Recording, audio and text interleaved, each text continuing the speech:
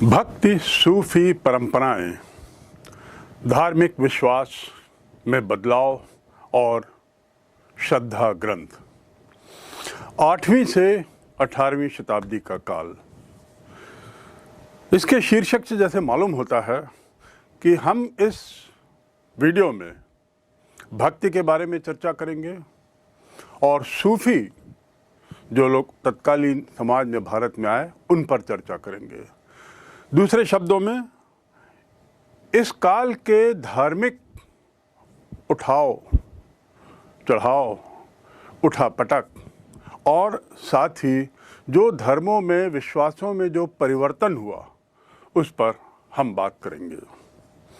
धार्मिक विश्वासों में बदलाव का तात्पर्य यह है कि समय के साथ साथ 7वीं 8वीं शताब्दी के आते आते धीरे धीरे धार्मिक विचारों में उथल पुथल होने लगी, ऊहापोह में लोग पड़ गए और तत्कालीन धार्मिक जो समाज था, जो मूल रूप से ब्राह्मणों के द्वारा संचालित था, ब्राह्मणों की सत्ता में था, उस समाज पर प्रश्न लगने लगा, उनके धार्मिक विश्वासों पे प्रश्न लगने लगा। और इन प्रश्नों का क्या हुआ, इसकी परिणति किस रूप में हुई, इसको हम आगे जानेंगे। जब ये 8वीं शताब्दी के काल की बात करते हैं तो उस समय के तत्कालीन भारत को यदि देखें तो उसमें आपको दिखाई देगा हर्षवर्धन का साम्राज्य, उसमें आपको दिखाई देंगे और कुछ छोटे छोटे राज्य जो उत्तर भारत में थे, साथ ही गंग, चोल, चालुक्य, राष्ट्रकूटा ये दक्षिण भारत की ओर थे। विदेशी आक्रमणों का अभी तक कोई जिक्र भारतीय इतिहास में इस समय तक लगभग नहीं था और इस प्रकार जो भी धर्म था वह हमारा अपना था, अपने स्वयं से उत्पन्न हुआ धर्म था, अपने स्वयं से उत्पन्न हुए विचार थे। इस परंपरा को, इस धार्मिक विश्वासों को तत्कालीन समाज में हम वैदिक परंपरा के रूप में देख सकते हैं, जो ब्राह्मणिक वैदिक परंपरा कहला सकती है।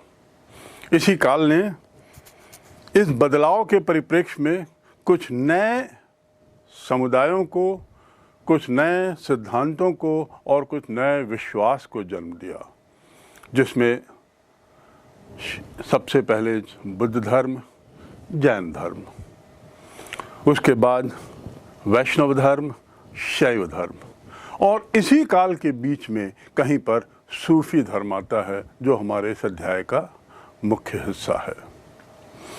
बुद्ध धर्म में कुछ परिवर्तन आने शुरू हुए। यदि आपने बुद्ध धर्म के दर्शन को पढ़ा होगा तो जाना होगा कि वह किसी भी तरह की मूर्ति पूजा पर विश्वास नहीं करता था। प्रतीक चिन्ह के रूप में कुछ चीज़ों की जरूर पूजा की जाती थी, लेकिन यह पूजा किसी कर्म कांड से, किसी इस तरीके के अनुष्ठानों से कोसों परे थी, बहुत दूर थी।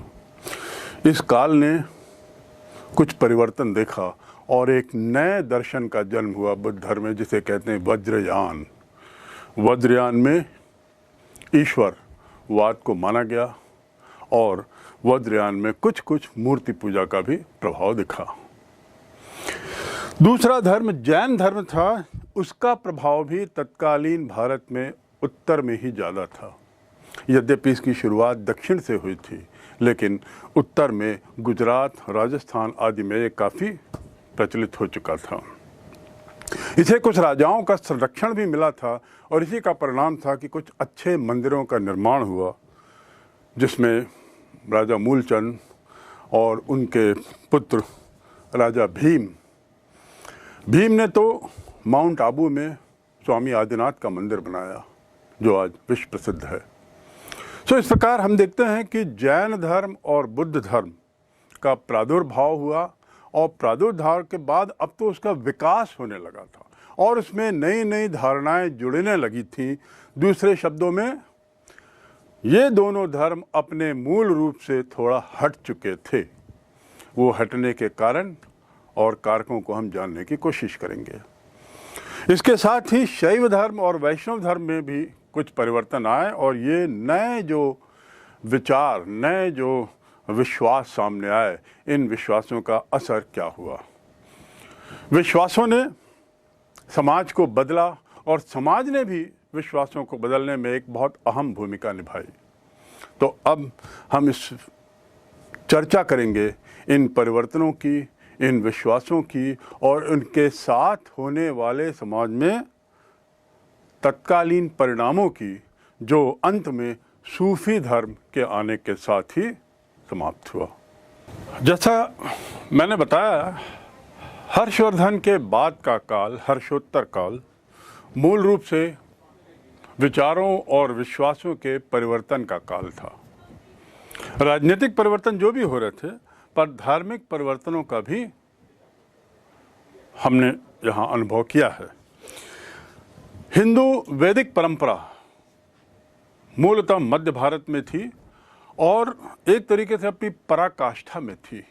तो हिंदू वैदिक परंपरा की पराकाष्ठा होने के कारण इसके कहने का उद्देश्य ये है कि जो इनके देवी देवता थे, वो देवी देवताओं का स्वरूप भी थोड़ा सा बदल गया था और जो पुराने देवी देवता थे उनके स्थान पर कुछ नए देवी देवताओं को पूजा जाने लगा, जैसे इंद्र, अग्नि।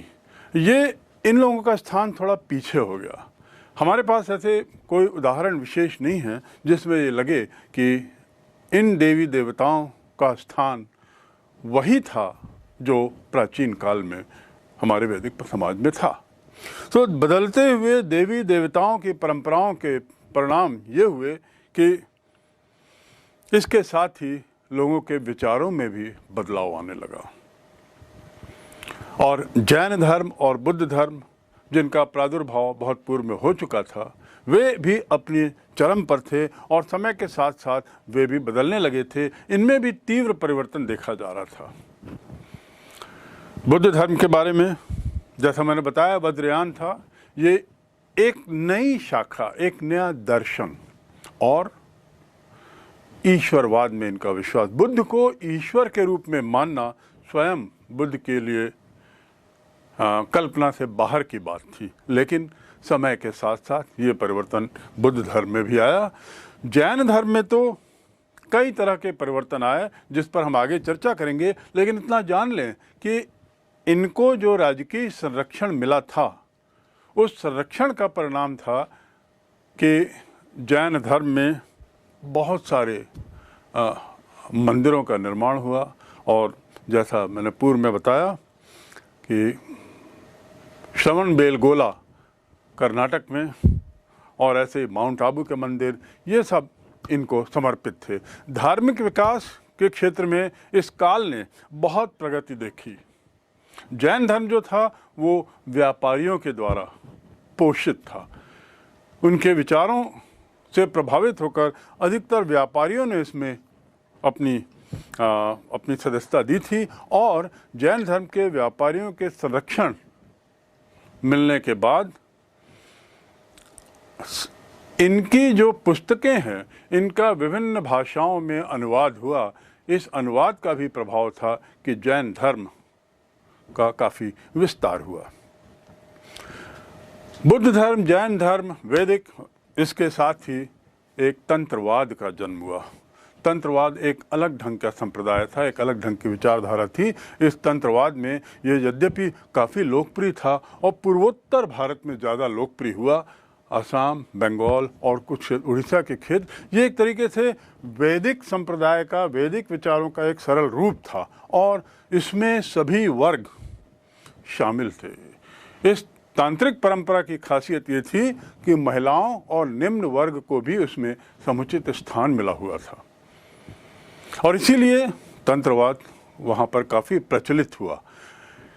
इस तंत्रवाद में शक्ति को एक जो व्युत्पत्ति का कारण या उत्पत्ति का कारण शक्ति को माना गया और इसीलिए इसमें जो महिला देवी देवताएं हैं, उनको, देवियां हैं, उनको एक अच्छा स्थान मिला, एक अच्छी परंपरा शुरू हुई, उनको उक्त स्थान पर बैठाया गया। इस तंत्रवाद में एक खासियत ये थी कि ये लोग गुरु शिष्य परंपरा पर विश्वास करते थे और तंत्रवाद के अनुयायियों के लिए यह जरूरी था कि वे किसी को अपना एक गुरु माने और उनसे दीक्षा लें।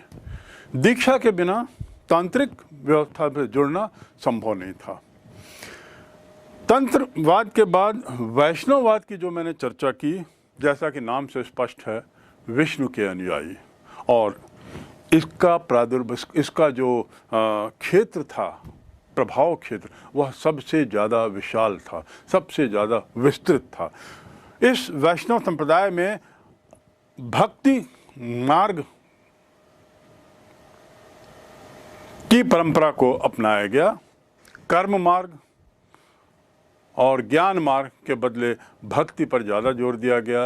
यज्ञ, अनुष्ठान आदि चीज़ों को पीछे रखकर केवल यह माना गया कि यदि यह जीवन मृत्यु के चक्र से यदि मुक्ति पाना है, मोक्ष पाना है, तो भक्ति ही सर्वोच्च मार्ग है।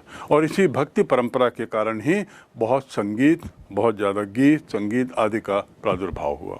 इस काल में ये भी देखा भक्ति परंपरा के अनुसार कि जो संत वगैरह होते थे, ये संत लोग अपने आसपास गीत संगीत के माध्यम से अनुयायियों को इकट्ठा करते थे और उस जरिए फिर भक्ति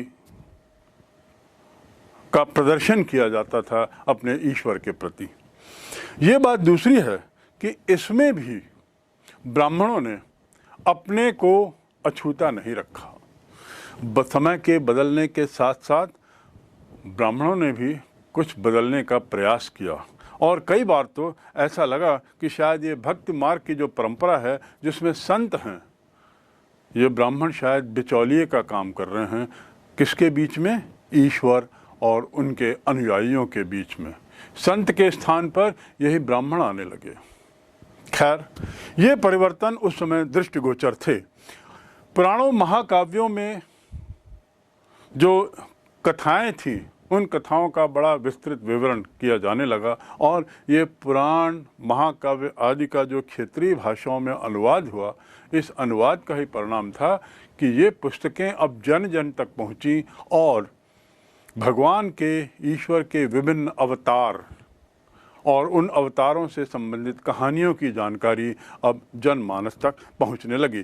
कृष्ण का अवतार सबसे ज़्यादा, कृष्ण रूपी अवतार सबसे ज़्यादा पॉपुलर हुआ, प्रसिद्ध हुआ और इसमें अलवर संतों का बहुत बड़ा योगदान रहा जो दक्षिण भारत में थे। तो इस प्रकार हम कह सकते हैं कि वैष्णव धर्म का जो कार्य क्षेत्र था, जो क्षेत्र था, वो बहुत ही ज़्यादा विस्तृत था। शैव धर्म भी उसी तरह किसी से कम नहीं था और शैव धर्म का प्रभाव दक्षिण भारत में बहुत था। वहाँ पर नायनार संतों के प्रभाव के कारण शैव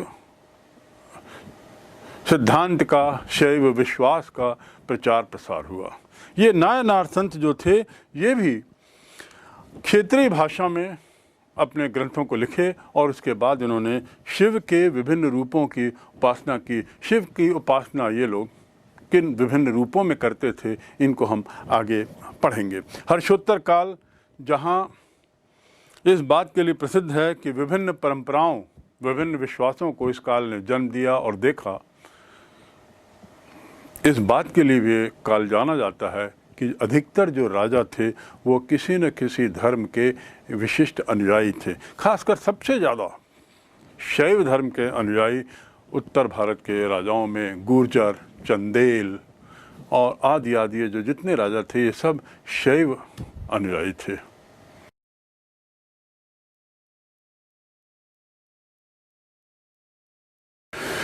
ये जितने धर्मों की मैंने बात की, ये सभी धर्म काफ़ी विस्तृत क्षेत्र में फैले हुए थे और निश्चित रूप से उसमें क्षेत्रीयता का प्रभाव भी आने लगा था। दूसरे शब्दों में, इन धर्मों के में हुए परिवर्तन का एक कारण स्थानीय प्रभाव भी था और उन स्थानीय प्रभाव से प्रभावित होने के कारण एक ही धर्म के अंतर्गत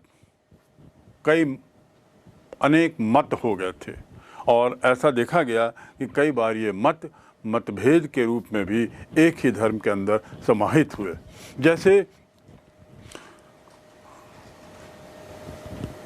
इसके बावजूद कि ये सब अलग अलग धर्म थे, इनका अलग अलग क्षेत्र था, फिर भी विचारों में स्थानीय मतभेद के कारण कई बार इनके बीच में तनाव भी होता था। और इस तनाव का परिणाम इस बात को लेकर भी यह तनाव इस बात को लेकर भी होता था कि किनके ईश्वर सर्वोपरि है, विश्व की सत्ता किस ईश्वर के हाथ में है, इस बात को लेकर भी इनके बीच में काफ़ी तनाव होता था। कश्मीरी शैव धर्म जो है वह सबसे ज़्यादा प्रचलित शैव धर्म का रूपांतर था। कश्मीरी शैव धर्म की विशेषता ये थी कि ये एकेश्वरवाद में और साथ ही अद्वैतवाद में दोनों में विश्वास करता था, और इस प्रकार ये कुछ वैदिक परंपरा से कुछ निकट भी था। इसके अलावा इसको वहाँ के स्थानीय राजा वसुगुप्त का वरदहस्त प्राप्त हुआ था, जो स्वयं इस धर्म के अनुयायी थे।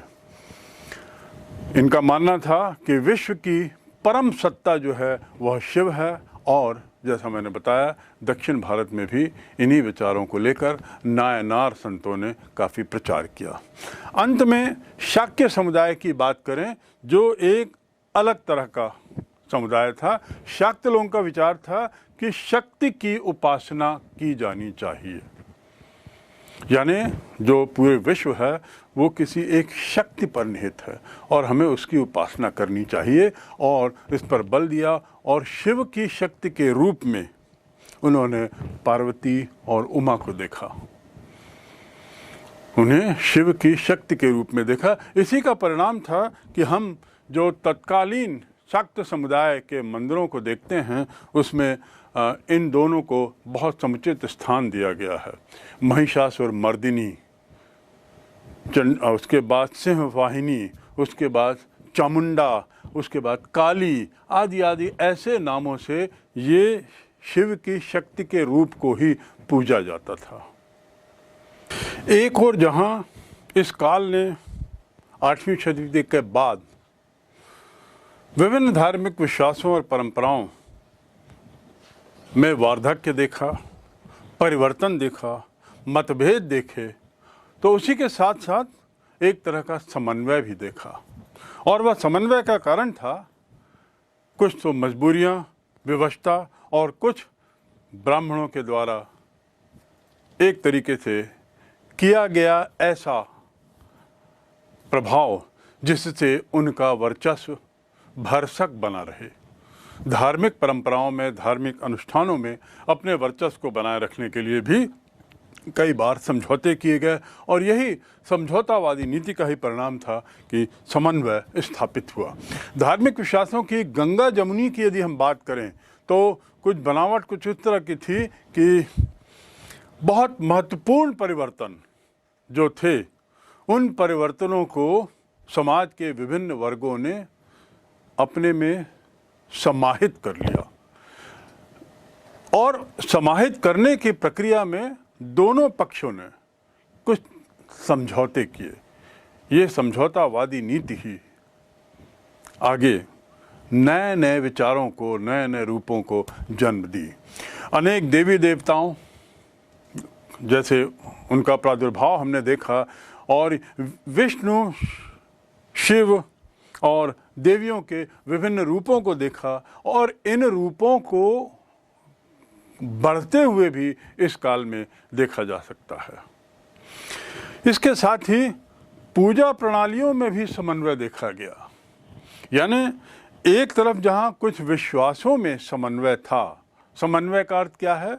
एक दूसरे में मिलने की कोशिश। तो यहाँ पर जो पूजा प्रणालियों में जो हमने समन्वय देखा, उसका अर्थ ये है कि जो हमारी वैदिक पूजा की प्रणालियाँ थी, जिसमें अनुष्ठान, यज्ञ और कर्मकांड आदि का बहुत ज़्यादा जोर था, उसके कुछ हिस्सों को, उसके कुछ विचारों को, विश्वासों को अन्य धर्मों ने अपनाया और अन्य धर्मों की जो परंपराएं थी पूजा की, उसको हमारे वैदिक धर्म के अनुष्ठानों में भी स्थापित किया ब्राह्मणों के द्वारा। इसका एक बहुत बढ़िया उदाहरण दिया जा सकता है जगन्नाथ में पुरी का मंदिर। जगन्नाथ मंदिर जो पुरी में स्थित है, जगन्नाथ जी को 12वीं शताब्दी के आसपास इनको विष्णु का अवतार माना गया और उसके रूप में उनका पूजा जाने लगा। इस मंदिर में जो प्रतिमा हैं, जगन्नाथ के साथ सुभद्रा हैं और उनके साथ बलराम हैं। इस मूर्ति को, जैसा मैंने बताया कि इसमें जगन्नाथ जी को विष्णु के अवतार के रूप में एक माना गया है और ऐसा मानते हुए उन्हें हिंदू धर्म में एक तरीके से स्थान दिया गया। तो जगन्नाथ भगवान स्वयं भी हिंदू धर्म के ही एक भगवान बन गए। और यदि इस मूर्ति की तुलना हम शेषनाग पर आराम करते हुए विष्णु भगवान की उस प्रसिद्ध मूर्ति से करें तो दोनों में कोई सामंजस्य नहीं दिखता। लेकिन उसके बावजूद ये सच है कि भगवान जगन्नाथ हिंदू धर्म के एक भगवान के रूप में देखे जाने लगे, पूजे जाने लगे और ये एक समन्वय का एक बहुत अच्छा उदाहरण बन गया। इसके साथ ही समन्वय का दूसरा उदाहरण यदि हम बात करें तो देवियों को जो हम पूजते थे, सामान्यतः उसकी परंपरा थी कि पत्थर को सिंदूर से हम भर दिए, ऐसा करके देवियों की आराधना पूजा की जाती थी। लेकिन समय के साथ साथ देवी परंपरा में विश्वास करने वाले संप्रदायों को हिंदू धर्म में बनाए रखने के लिए ब्राह्मणों ने कुछ एक और समन्वय की नीति के तहत उन्हें देवताओं की पत्नियों के रूप में पूजना शुरू किया, जैसे पार्वती को शिव की पत्नी के रूप में। तो इस प्रकार ये पत्नी के रूप में पूजने के पीछे मकसद यही था, समन्वयवादी नीति। तो इस काल ने ऐसे बहुत सारे समन्वयवादी परिवर्तन देखे ताकि जिससे कि समाज एक बना रहे और यह परिवर्तन जो है उसमें किसी भी तरह का ज़्यादा मतभेद ना आ पाए। भारत जैसे विशाल क्षेत्र में इतने तरह के विश्वासों का और धार्मिक विचारों का एक दूसरे से टकराव होना स्वाभाविक था और इसीलिए कुछ ऐसे बिंदु भी थे जिस पर समन्वय के भरसक प्रयास के बावजूद भी भेद थे और संघर्ष की नौबत भी थी, विभिन्नताएं थी और संघर्ष की नौबत भी बनी हुई थी। यदि हम भेद और संघर्ष की बात करें तो उपासना के तरीकों को लेकर मूलतः हिंदू धर्म के अंदर कुछ भेद हुए। उपासना में जैसे देवी उपासना पद्धति तंत्रवाद विचारधारा से प्रभावित थी। देवी उपासना पद्धति तंत्रवाद विचारधारा से प्रभावित थी, तांत्रिक तरीके से पूजा होती थी और इसमें स्त्रियां और निम्न वर्ग सभी लोगों का स्वागत था, सब लोग समान थे। दूसरे शब्दों में तांत्रिक समाज में किसी तरह का वर्गीकरण नहीं था। और जैसा मैंने बताया कि संत लोग जो अपने आसपास अनुयायियों को इकट्ठा करके गायन वगैरह करते थे, उनके स्थान पर ब्राह्मणों ने एक तरीके से बिचौलिए के रूप में अंदर आना शुरू किया। लेकिन वे इन स्त्रियों और निम्न वर्ग के लोगों को इस समाज में आने से रोक नहीं पाए और उल्टा बल्कि ये भी देखा गया कि उन्हें इस हद तक समझौता करना पड़ा कि निम्न वर्ग के कुछ लोग और कुछ स्त्रियां भी संत बनी। तत्कालीन समाज में उन्होंने संत के रूप में समाज को दिशा दी। कालांतर में इस तरह के जो विभिन्न मत या विभिन्न विश्वास या विभिन्न परंपराएं पनपी, इन सब को धीरे से हिंदू ही मान लिया गया। यानी ये हिंदू परंपरा जो मूल परंपरा थी उसके बाहर नहीं गया। उन्हें समायोजित करने की सतत कोशिश रही और इसी समायोजन को ही हम समन्वय कहते हैं। एक तरीके से यह प्रयास कि हमारे जो अनुयायी हैं विभिन्न धर्मों के, विभिन्न मतों के, ये मूलतः सब हिंदू ही हैं। अग्नि, जैसा मैंने बताया, सोम और इंद्र, ऐसे जो देवी देवता, ऐसे जो देवता थे जो पूर्व में जिनका बहुत ज़्यादा प्रभाव था समाज में, धार्मिक क्रियाओं में, अब वे लोग, उनका स्थान पीछे हो गया था। तत्कालीन इतिहास में हम इन देवताओं के नाम से ज़्यादा मंदिर या मूर्तियाँ आदि नहीं देखते। तो इसी से शायद ऐसा निष्कर्ष निकाला जा सकता है कि अब इनका स्थान नए देवी देवताओं ने ले लिया था। वैदिक परिपाटी को समझने के साथ साथ तांत्रिक विचारधारा के बीच में जो संघर्ष हुआ, एक ओर जहाँ वैदिक विचारधारा के लोग थे, दूसरी ओर जहाँ तांत्रिक विचारधारा के लोग थे, और जैसा मैंने अभी कहा आपको कि इनकी विचारधाराओं में काफ़ी कोशिश थी कि समन्वय की नीति अपनाई जाए, फिर भी कुछ ऐसे मामले थे जिस पर दोनों में अच्छा खासा अंतर था, और उसमें एक था उपासना का तरीका। जहाँ वैदिक विचारधारा अनुष्ठान, यज्ञ आदि में विश्वास करती थी, वहीं तांत्रिक पद्धति का तरीका थोड़ा दूसरा था। वे एक तरीके से भक्ति के मार्ग में विश्वास करते थे और ईश्वर की उपासना के तरीके को में विभिन्नता के कारण कई बार ऐसा देखा गया कि दोनों में कई बार संघर्ष की स्थिति आई। इसके साथ ही दोनों में विभिन्नता का एक और कारण था, और वह था कि वे अपने ईश्वर की सत्ता पर विश्वास करते थे। अपने इष्ट देव को वो सर्वोच्च सर्वोपरि मानने पर तुले हुए थे, और इसी का परिणाम था कि कई बार इन दोनों वर्गों के बीच में तनाव भी हो गया था। इस पद्धति में ये देखा गया कि जो नई परंपरा सामने आई, हमारे वैदिक परंपरा के अनुसार या हमारे अपने हिंदू धर्म के अनुसार 3 तरह से उपासना की जा सकती है।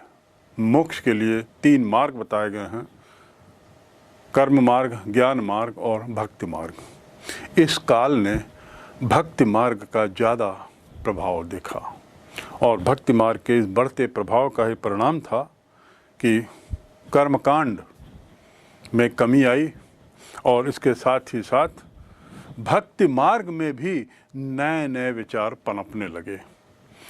एक समय ऐसा आया जब भक्ति मार्ग स्वयं में, उसमें हम 2 धाराएं मुख्य रूप से पाते हैं। इसमें दोनों में उपासना का जो तरीका था वह गायन था, उपासना का जो तरीका था वह नृत्य था, उपासना का जो तरीका था वह जोर से उच्चारण था। और ये इसलिए भी संभव था क्योंकि तत्कालीन संस्कृत की पुस्तकें, धर्म ग्रंथ जो थे, उनका क्षेत्रीय भाषाओं में जब अनुवाद हुआ तो वह जनमानस तक पहुंचा, और इस प्रकार जनमानस तक पहुंचने के कारण उसकी लिखी हुई बातें, उसके लिखे हुए गीत और श्लोक आदि अब लोगों तक पहुंच चुके थे, और लोगों के लिए अब उपासना करना सरल हो गया था उस हद तक। तो उपासना की जो कविताएं थीं ये प्रारंभिक भक्ति परंपरा में थीं, और भक्ति मार्ग पर ज़्यादा जोर देने के कारण अन्य 2 जो मोक्ष के रास्ते थे हमारे परंपरा के अनुसार, कर्म मार्ग और ज्ञान मार्ग, इन्होंने पीछे का स्थान ले लिया था। संतों के बारे में मैंने जैसा बताया, पुनः दोहराना चाहूँगा कि विष्णु के जो अवतार कृष्ण हैं उसको लेकर जो परंपरा बनी, संतों की परंपरा, वह अलवर कहलाई, और शिव के संतों को नायनार कहा गया जो दक्षिण भारत में